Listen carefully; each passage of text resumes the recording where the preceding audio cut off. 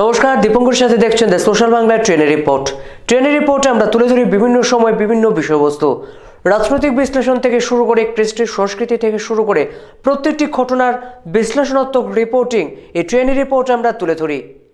রাজ্যে নতুন সরকার প্রতিষ্ঠা হয়েছে এবং নতুন সরকার প্রতিষ্ঠা হওয়ার পর থেকে রাজ্যের মুখ্যমন্ত্রী তথা রাজ্য স্বরাষ্ট্র দপ্তরের মন্ত্রী বিপ্লব কুমার দেব দৃঢ় প্রত্যয়ের সঙ্গে জানিয়েছিলেন ত্রিপুরা এবারে বিকাশমুখী সরকার প্রতিষ্ঠা হয়েছে। সাধারণ মানুষের আশা আকাঙ্ক্ষার বাস্তবায়ন ঘটানো হবে, বিশেষ করে আইন শৃঙ্খলা ব্যবস্থাকে মজবুত করা হবে, ক্রাইম মুক্ত ত্রিপুরা গঠন করা হবে। সম্প্রতি বিজেপি সর্বভারতীয় সভাপতি অমিত শাহ রাজ্য সফরে এসে দৃঢ় প্রত্যয়ের সঙ্গে দাবি করেছিলেন গত 10 মাসে বিজেপি সরকার প্রতিষ্ঠা হওয়ার পর সমস্ত ক্ষেত্রে আইন শৃঙ্খলা ব্যবস্থা মজবুত হয়েছে। রাজ্যের সরকারি কর্মচারীদের 7ম বেতন কমিশন পর্যন্ত দেওয়া হয়েছে। তবে একজন সরকারি কর্মচারী যিনি গ্রুপ ডি অর্থাৎ করণিক পদে নিযুক্ত রয়েছেন তার বেতন অন্ততপক্ষে 20,000 টাকা ছাপিয়ে গিয়েছে। তবে সাধারণ মধ্যবিত্ত এবং নিম্ন মধ্যবিত্ত পরিবারে যারা বসবাস করেন তাদের কাছে এই ধরনের বেতন পরিকাঠামো খুব একটা মন্দ নয়, খুব ভালোভাবে দিন যাপন করবেন। আর রাজ্যের আরক্ষা প্রশাসনের বিগত দিনের ইতিহাসের পুনরাবৃত্তি যত কম করা যায় ততটাই শ্রেয় মনে করেন এ রাজ্যের মানুষ। অতীতে থানার মধ্যে সাধারণ মানুষকে লকআপে পুরে নিগ্রহ থেকে শুরু করে মোটা অঙ্কের কমিশনকে মামলা ধামাচাপা দেওয়া, নেশা কারবারিদের সঙ্গে গোপন রফা এ রাজ্যের একটি ট্র্যাডিশনে পরিণত হয়েছিল আরক্ষা প্রশাসনের একাংশ কর্মীদের। আমরা আরও একবার বলছি, একাংশ কর্মীদের। আর রাজ্যে যখন মুখ্যমন্ত্রী হিসেবে তরুণ যুবক বিপ্লব কুমার দেব দায়িত্ব গ্রহণ করেন তখন এই রাজ্যকে নেশামুক্ত করার যে উদ্যোগ নেওয়া হয়েছে তাকে প্রত্যেকেই কুর্নিশ জানিয়েছেন। বিরোধী রাজনৈতিক দলগুলো খানিকটা নৈতিকভাবে হলেও সমর্থন জানিয়েছেন। থানাগুলিকে করার নির্দেশ দেওয়া হয়েছে তারা যেন দায়িত্ব ঠিকভাবে পালন করেন, অন্যথায় কঠোর ব্যবস্থা গ্রহণ করবে রাজ্য স্বরাষ্ট্র দপ্তর। তবে আজকের ট্রেনের রিপোর্টে আপনাদের সামনে আমরা এমন বিষয় তুলে ধরব যা হয়তো দেখার পর যারা সরকারে রয়েছেন, স্বরাষ্ট্রমন্ত্রী তথা মুখ্যমন্ত্রী বিপ্লব কুমার দেব তিনিও হয়তোবা এই ঘটনা দেখার পর আরেকবার ভাবতে বসবেন এ রাজ্যে ছংধরা আরক্ষা প্রশাসনের একাংশ কর্মীদের কর্মসংস্কৃতি ফেরানো অতটাও সস্তা নয়।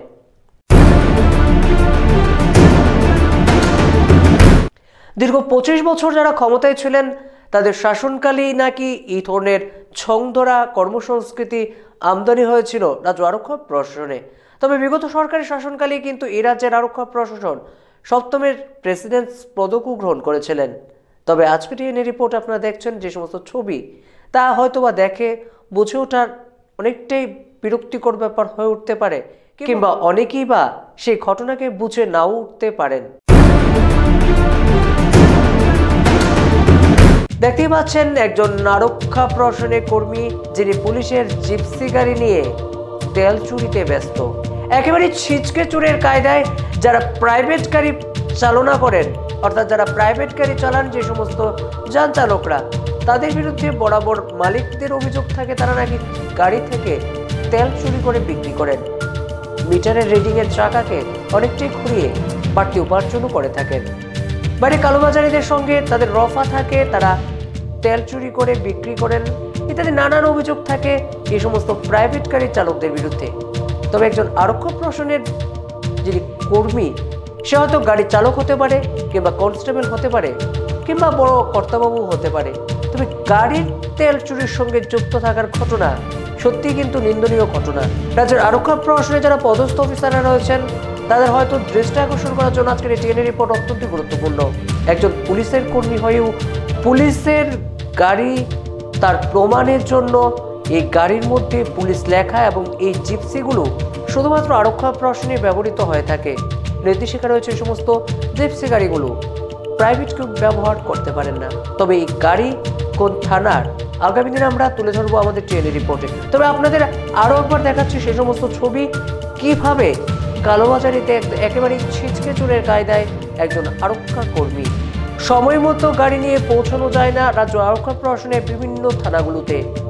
বিভিন্ন থানাগুলো থেকে ঘটনার খবর পাওয়া সত্ত্বেও তারা সঠিক সময়ে পৌঁছতে পারেন না। তাদের গাড়ির অভাব, কখনো তেলের অভাব, কখনো চালকের অভাব। তবে সরকারিভাবে যে তেল বরাদ্দ করা হয়ে থাকে তা হয়তো বা কম হওয়ার উপক্রম স্বাভাবিক, কারণ এমনভাবে যদি গাড়ি থেকে, সরকারি গাড়ি থেকে, পুলিশের গাড়ি থেকে তেল চুরি হয়, বিক্রি হয়, তাহলে তেলের ক্রাইসিস থাকাটাই তো স্বাভাবিক। খোলা বাজারে কিভাবে একজন পুলিশ কর্মী ছিঁচকে চুরের মতন তেল চুরি করতে পারে, সেই ঘটনা আরও একবার প্রমাণিত। এরা যে কর্মচারীদের 7ম বেতন কমিশন কিংবা 8ম কিংবা আগামী দিনের 9ম একেবারে ঢালাও হারে বেতন পরিকাঠামো বাড়ানো হলেও তাদের কর্মসংস্কৃতি যতদিন পর্যন্ত ফেরানো না যায়, তাহলে হয়তোবা কোনোদিনই রাজ্যের আরক্ষা প্রশাসনের সেই খুনে ধরা সংস্কৃতি বদলাবে না। তবে এই ঘটনা কিন্তু আরও একবার প্রমাণ করছে যে এই রাজ্যে এখনো পুলিশ প্রশাসনের মধ্যে বদান্যতার ভাব ছাপ বদলায়নি।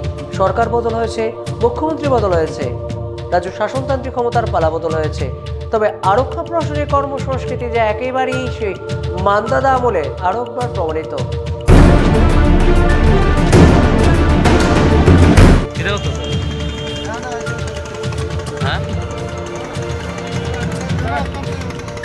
তেল বাইর করতেছেন, দেখতেছি দিতেছে না, বাইর করতেছে। হ্যাঁ কিলিয়া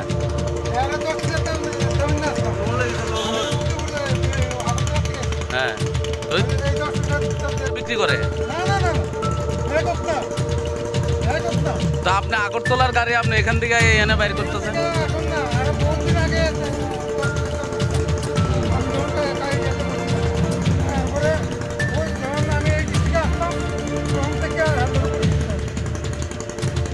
এইভাবে সবসময় তেল দেওয়া নেওয়া করে।